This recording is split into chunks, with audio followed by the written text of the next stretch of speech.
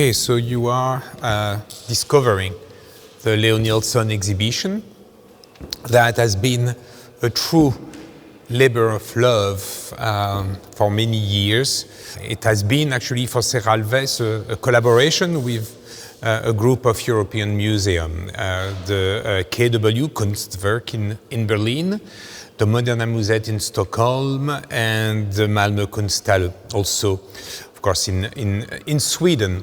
And I say a labor of love because we haven't seen a lot of exhibition dedicated to Leonilson. We haven't seen a full spread retrospective of the work of this artist.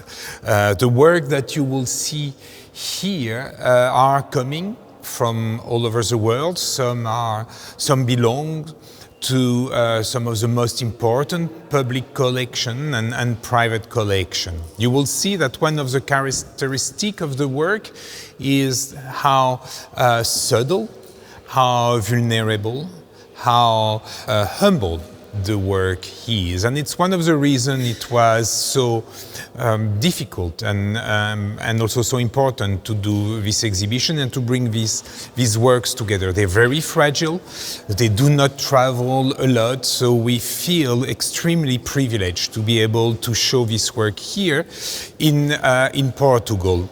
And we truly owe this exhibition to the director of KW in Berlin, Christ Grütezin, who initiated this exhibition with the Leonilson estate, with Leonilson family.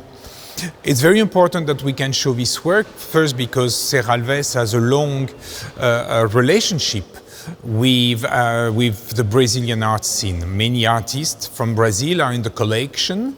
Many exhibitions were done in Serralves with Brazilian artists. And of course there is connection, a true connection, an historical connection between Portugal and Brazil. So I'm very eager to see actually how the artists here in Portugal, the audience in general of course, but the artists will receive this work that has been published a lot, but not seen here. Actually, I truly believe that, I do believe that Leonilson's work was not shown during his lifetime here in Portugal. So he was very interested and passionate actually by poetry and by Fernando Pessoa. So there is there a connection with the work. The work also is a change a little bit in art history. Or maybe not a change, but it kind of seeing all this work, looking at the narrative behind this work, the chronology behind these works, help us to understand the art scene in Brazil. The art scene in Brazil is quite well known now, up to, I would say, the 50s, 60s, 70s, neo-concretism movement, and then there is a little bit of a gap that might be connected to the political situation in Brazil, dictatorship, and so on and so forth. So it's a true, I think it will be for many visitors, for many people, a true discovery. So there is in this work, as I was saying, there is in the work of Leonilson and the group of artists around him in Brazil this desire to create an alternative to movement like pop art, minimalism, conceptual art that essentially would come from, I would say, Northern America and Europe. There is this joy in painting, this exuberance in the painting, and a call and a cry, I would say, for freedom. There is also something very moving in this work. It actually brings back the hand of the artist, not only in painting. That's something that would have happened at this moment in the 1980s, and Leonilson, in a way, was very close, or at least contemporary to other movements like Trans-Avant-Gardia in Italy, New Expressionism in Germany. But there is something that I think really changed or make him a more singular artist. And I think it's really the poetry of the work, the fact that beyond painting there is an investment of Leonilson in ways to channel emotion, in ways to channel the biography. I mentioned his interest in poetry, and you will see in this exhibition the power of the words that appear as embroidery on fabric, on very light, on very vulnerable pieces of linen, pieces of fabric, almost like a shroud. In Leonilson's work, a relationship both to the poetics, the world of poetry, the world of poetics, and the world of politics. I think there is his approach to a small gesture, to humility.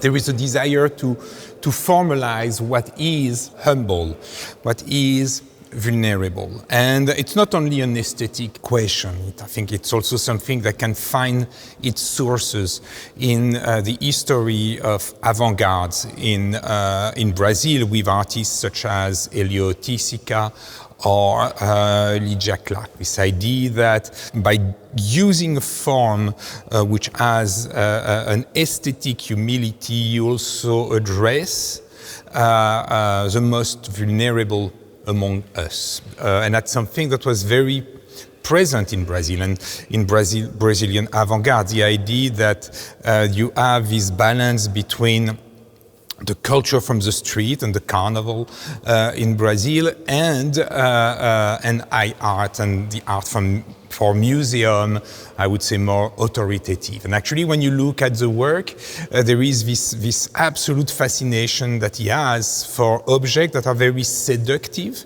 but do not carry, I would say, precious value. He uses pearls, he uses lace, but they are not precious. They actually come from the world of the vernacular, from the everyday. But his work is actually almost like a little bit like an alchemist. Give the work the value, elevate the work in the same way that this relationship to humility, to the most humbled among us, is actually means to elevate. Other part of the work, when you look at the work, which is very moving, is the way he brings different notion in the work. First, you'll see that the work is embedded almost with Christian religious iconography. As Leonilson himself was diagnosed with HIV/AIDS in the early 90s, you'll see that also appearing in the work, and see how the work at some point is about this notion of finitude, that everything has an end. The exhibition, of course, is about Leonilson. It's about a moment in the history of art and the history of Brazil.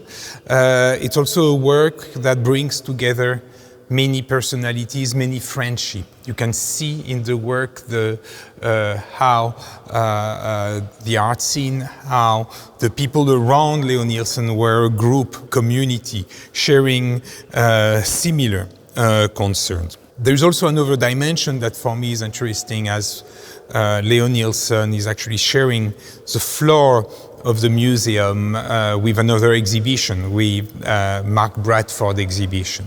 And even though both artists belong to different generation, different culture, I think they both share this sense of civic responsibilities, human responsibility, a sense of humanity, of empathy that I think people can feel through the work. I'm actually very interested to see how both exhibitions, both works might or might not dialogue together, but both at some point deal with the notion of virus, with Leonilson, with HIV/AIDS, with Mark Bradford, for whom the crisis of HIV/AIDS in the 90s was very, very important and almost a foundation for the work, but closer to us, the COVID crisis. So both works have this relationship to alterity, to vulnerability,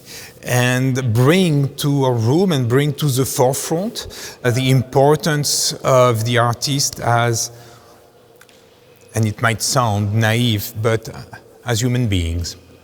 Thank you.